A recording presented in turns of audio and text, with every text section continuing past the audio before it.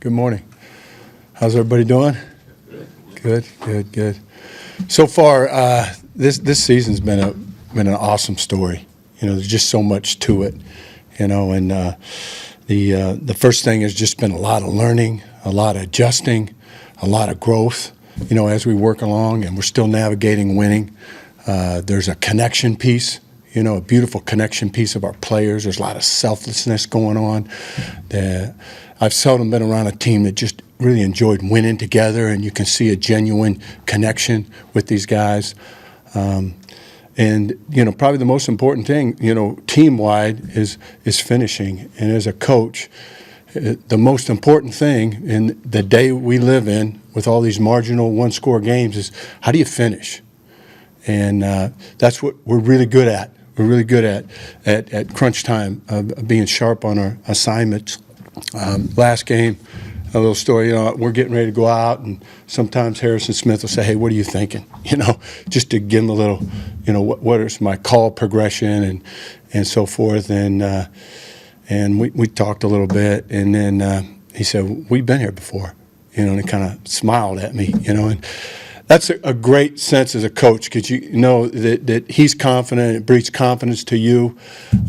We had 2 drives at the end of that game, and it's I have to be honest with you. I'd rather have a 2-score lead and have our offense out there grinding the ball, watching those guys at the end of the ball game. But the next most rewarding thing in coaching and competing is when it's on the line at the end and it's on you. I mean, it's the greatest high you can get as a competitor. And we got the guys that are up to that. And that's what's really cool for me. And there was a lot of strategy going in and out, back and forth, coverage, run. Our defensive front, you can't say enough about those guys. The grit and the toughness. And we had a long day, but they reached down inside and, got that pushback that enabled us to get it to some pass downs at the end. And the rush we got at the end and the coverage, and you got a Cam Bynum that took his preparation and visualized making that play. You've heard that story. That's really rewarding, and it's just the calmness and execution at the end that makes you feel really good as a coach. Now you look down the line, and the opponents aren't getting any easier. We got a hot Detroit team. They're talented in all areas, and they're playing really good. But one thing we do know is there's a lot of ways to win a game. And we got one. So we'll put our plan together. We'll work it hard, and go in there and with all intentions of winning the ball game. I think when Jordan Hicks was asked why they executed the goal line, he's like, "Well, it's just like the next play." That was kind of his response. It's just the next play. Yeah. How do you allow them to compartmentalize that? Maybe there's a gash play here. Yeah. And that's what we try to do. The only one that matters is the next one. And then I talked to Danielle Hunter. He said, I just felt like they weren't getting it. I didn't know how it was going to happen. And that's the kind of confidence you want in your players. You have to keep investing in that. It's a very, very coveted thing that people want to have in sports is how can 11 people play together at critical times. And that's what we've been able to do, and that's what we want to keep investing in, being able to make that come to life when we need it. And we saw Daniil Harrison, I think Patrick Peterson, and Theo Jackson were out yesterday sick. Do you expect those guys back today? Yeah, we do. It's an ongoing thing. I mean, it's out in the public, and some of you guys are going through it as well, and you just got to do your best. We learned all this through the last 2 years of how you could have people available and not available. So I think it's very common to be ready to adjust, however it comes out, but we got time. We'll have everybody ready, it looks like. Harrison Smith had that pitch back to Patrick Peterson. How often do you practice something like that? No, we want to let them have fun, and they got to be smart. But there was a time where that was a good thing to do with Pat P. Man, he could run around. He was a punt returner and so forth. But as long as they bring the ball back to us so we can give it to our offense, that's okay. What did you think of just Patrick Jones' activity in that game? And I guess throughout this season, what have you seen from him? He's just grown so much, Patrick Jones, over the year. If you look at his first year here, he was just getting his feet wet, and he was going from a down lineman to up. But he has just a tremendous upside in the future here. You know, we're very pleased with him as an outside linebacker in this scheme. And Kairos Tonga got kind of a lot of snaps even with Delvin Tomlinson coming back. I guess, what have you seen from him that he's earned those snaps?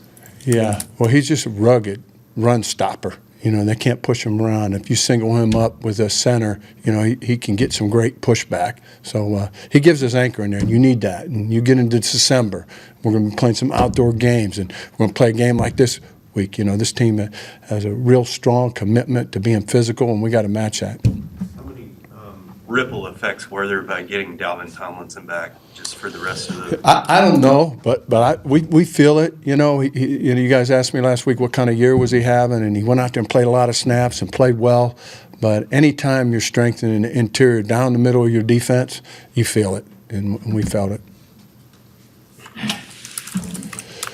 The game that Harrison Smith had, I mean, not only the interception, but a deep pass breakup, and then towards the end there, he kind of shoots through and gets in on the running back. Like, just his versatility, his experience, what kind of confidence does that give you in those late situations? Yeah, it gives me a lot of confidence, and I think I mentioned a few times, my favorite thing is veteran players.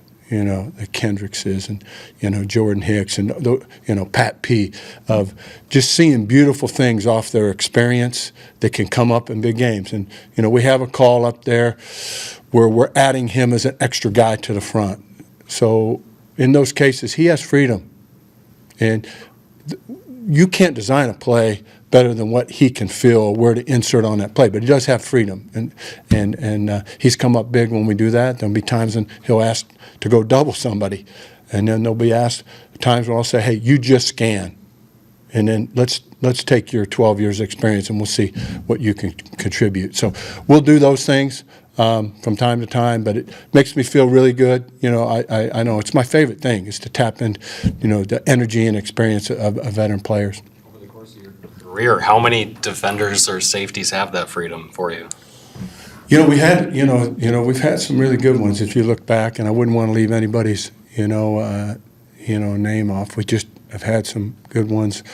You know, Justin Simmons is a guy that, you know, just from, you know, recently, and so right on down the line, there's a ton of them. But he's in that special category. He's in that special category. He's special to this organization and what he's done.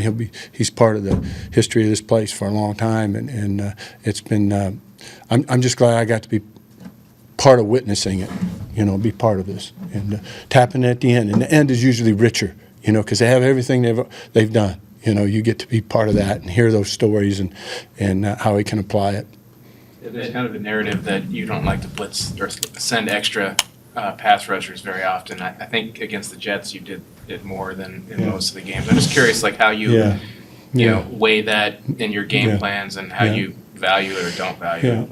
Fair question. You know, we have a nice rush team, and the hardest thing on people is when you can rush and get it done and play coverage. That's hard on quarterbacks, and it's. But from time to time, you want to do the unexpected. And our thing is, you know, games are standalone games, but they're really standalone games when you hit the second half. And we've had so many of those because they've been the marginal games, meaning the one-score games, that, you know, sometimes you got to change the script at certain times just to add a little flavor to what you're doing. And you lead the league in passes defense.